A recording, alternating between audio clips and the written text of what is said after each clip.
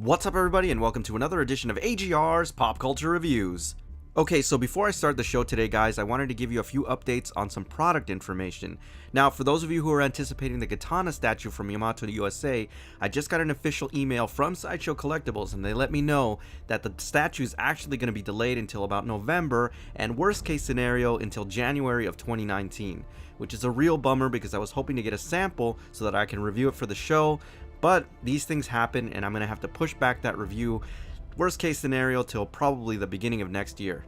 But of course, if I get any updates or any official word from Sideshow Collectibles, I'll definitely pass it along to you guys. So just like millions of fans out there in the MCU, I'm completely heartbroken, especially after the events of Infinity War and Ant-Man and the Wasp. No spoilers of course, but you guys know what I'm talking about. So I decided to spend a little bit more time in the other universe, the DC universe, to highlight some of the great products they have coming out. So today we're going to be reviewing Diamond Select Toys' version of Supergirl. Let's take a closer look. Now, I know that this statue is supposed to capture the likeness of the actress that plays Supergirl in the TV series, Melissa Benoist. Unfortunately, it doesn't look anything like her, but that doesn't mean that it's a bad head sculpt, and in many ways, it's actually really nice. I definitely love the hair sculpt on it. The only problem that I have with the hair sculpt is the slight discoloration in the hair. It looks like she has a really bad dye job. Overall, though, it's a really nice sculpt. The eyes look particularly nice. They're very green and they really stand out. Countenance in the face is great, not too much makeup. Overall, a pretty good sculpt. It just doesn't look like the actress. Now, the mid to upper portion of this statue is just beautiful, guys. Not only is there a lot of dynamic flow to it, but the color palette also looks great. I love the way the skirt flows from left to right. There are a lot of great textures at play here, and it simulates fabric very well. And of course, we have that beautiful S, and I definitely love that yellow lining that they did. Looks great, guys. This is an amazing sculpt. Now, one of the things that I'm glad they really highlighted this as opposed to the other two statues that we reviewed is the fact that they put some stockings on her legs and it gives it this really nice sheen. I think that is a little bit more realistic with her costume and a little bit more true to the TV series. It looks really nice because it's a little bit darker and it offsets the color of the entire statue, which is a really great thing, especially when you consider how red the boots are. The sculpt on them is really great too. They're done in this high gloss finish. I absolutely love the creases. It just looks really great, but you really see the nice sculpt at the bottom of the boot, particularly where her shin is.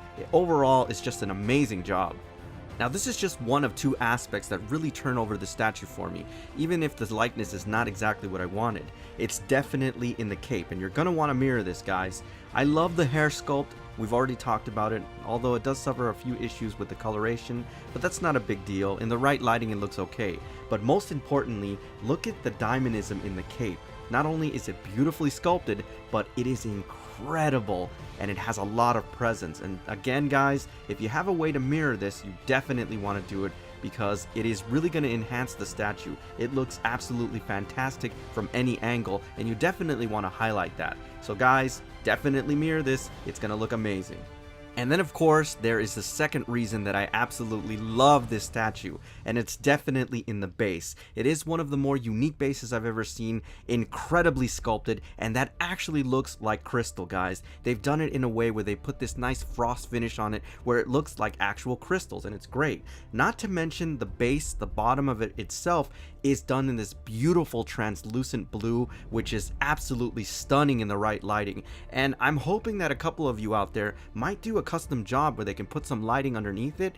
It will look spectacular, guys. This is just beautiful. Not to mention that it really gives this sense that the statue's moving forward, this really excellent sense of diamondism, and the fact that it's actually running like it's about to take off is one of the best things about it. Now, this statue missed my Holy Grail seal of approval, but not by much, and really it has to do with the fact that the likeness just isn't there, although the head sculpt is beautiful in its own right, and some questionable color choices in the hair. But other than that, I highly recommend it because it is one of the more unique statues of Supergirl, and if you are a Supergirl fan, you definitely gotta get this one. Now, before I go, I just want to thank the wonderful folks over at Big Bad Toy Store for sending this wonderful piece over for review, and if you're interested in this and other collectibles, please visit www.bigbadtoystore.com. Alright everybody, so that's my official review on Diamond Select Toys' version of Supergirl. As always, I thank you for tuning in, and I'll see you on the next AGR's Pop Culture Reviews.